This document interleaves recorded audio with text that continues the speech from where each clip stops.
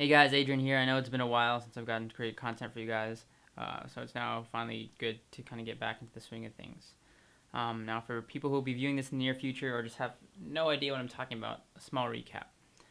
I've taken a small hiatus recently from the internet and mainly that of social media. I've taken a break, about a month or so. Some events happened where I kind of just had to sit back and take a break and recap and refocus, I should say, on things that really mattered to me.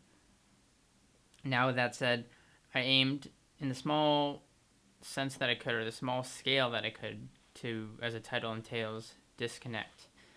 And now I can't completely unplug from the internet. My job requires me, the work I do, the internet is required. But I want to start off with that of social media, something that inhabits almost all of our lives, whether we use it or not. And in this last, month or so, I've learned a lot about social media and that of the interactions we do on the web, and how important it is also every now and then to disconnect. So, looking at the word itself, social and media, breaking it down, social is that of sharing, of interacting, of conversation, while media means simply to me information. It's social media is the sharing interaction of information, no matter how important or how minimal that information is. It's about the conversation. It's about the sharing. It's about that interaction.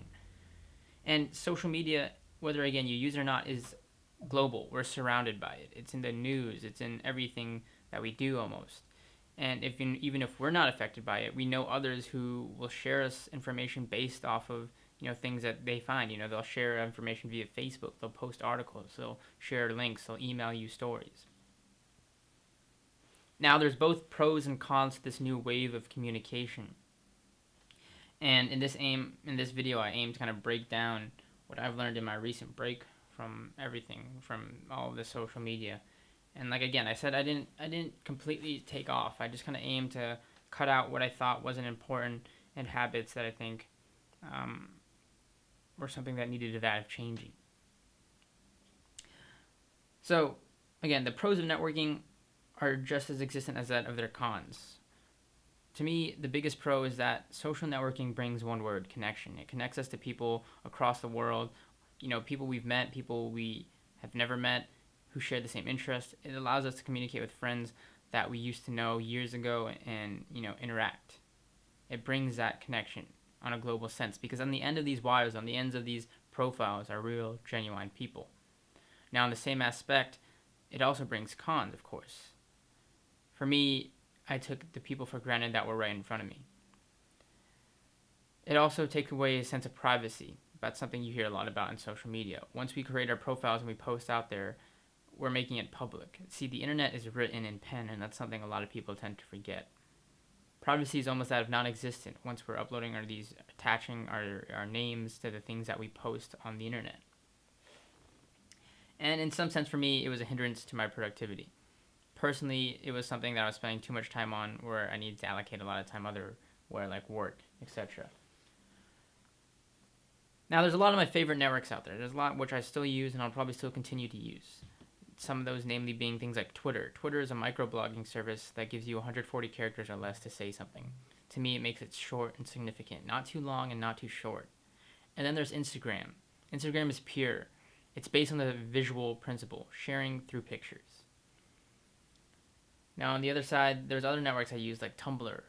Tumblr is great, and it still is. It's just something that I cut out. I ended up deleting my blog over the course of this last month based on the thing that Tumblr is great for sharing and it's great for exploration of content, but not so much creation. I found myself only reblogging and following more and more things and liking more things and, this endless circle rather than creating content, which is something I think is more important to me. Then there's Facebook, of course. To me, honestly, Facebook's lately been full of shit. Maybe that's the people I befriend and so on and so forth, but it's literally uttered with all these things and cluttered with all these things that are just obtrusive to my experience using it. Now, of course, you can alter it. You can unfriend people. You can hide people from your newsfeed. But I don't need to alter my network, or I don't want to alter my network in order to get the experience I want to get from it. See, networks aside, social media is based on one thing that I learned. It's based on that of sharing. See, something I've never understood about social media and these people who have these private blogs, etc. People don't share to the internet because they don't want people to see it. in the act of posting to the internet, you're asking to be judged. You're asking for it to be seen, because it will be. It's the internet. If we have these private thoughts and things that we want to keep to ourselves, we write those in a diary, or we, again, keep it to ourselves in that sense to preserve a part of us. So when we're uploading things to the internet and social media in general, we're asking to be judged. We're asking to be asked what's wrong. We're asking to be interacted with. So kind of coming round circle to the topic of this video, and that's disconnect, And again, I'm all for the sharing and spreading of information, but there's something to be said in this information era, this information overload, for those who can take a step back and gain that solitude. The Dalai Lama once said that spend time alone every day. And I think that's not something just as a generation, but as a society we've forgotten about. We're so attached to these profiles, these interactions with people, that we forget to spend time alone.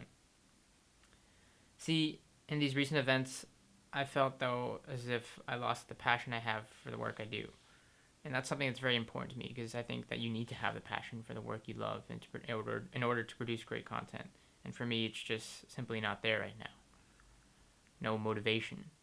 And slowly but surely I'll get there. I'm working towards that by creating.